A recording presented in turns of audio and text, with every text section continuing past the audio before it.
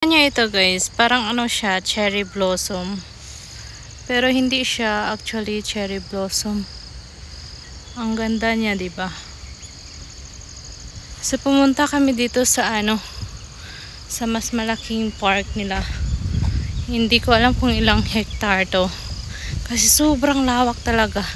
So dumaan na kami dito sa sa shortcut lang. Ayan. Pero puro siya niyugan na.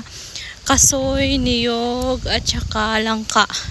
Yung nakatanim dito. Maganda siya. Mas maganda siya kaysa dati. Kasi dati is parang medyo pa siya. Medyo forest. Ngayon is nilalagyan na nila ng bagong tanim. Pine tree ba to? Pine tree ba yan? Ayan. May bago silang tanim. Tapos mas maganda na siya. Mas malinis.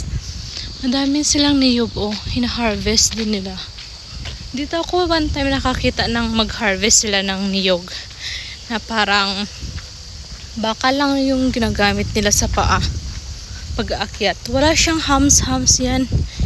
Yung kanilang niyog. Ayan. Dito kami dumaan, malapit lang to sa highway kasi nga pupunta kami sa isdaan. Bibili kami ngayon para sa stock ko. Kasi tuwing linggo lang sila may new stock.